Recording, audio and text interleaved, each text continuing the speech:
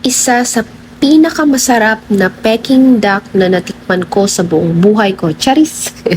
2 beses lang yata ako nakatikim ng Peking duck. I mean, isa sa Bahrain at isa dito sa Paris. As in, wow na wow talaga yung lasa niya. Sobrang sarap. Dito is pricey but it's worth the price. Talagang super duper sarap. Ganun kasi yung pag-pronounce is super.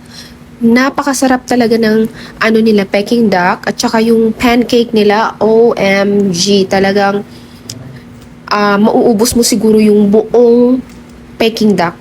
Tsaka ang sarap ng ano nila, sauce, and then yung pagkakaslice nila super thin, and it was the best among the best jar. O, diba? Grabe talaga. Talagang sobrang sarap niya. Promise.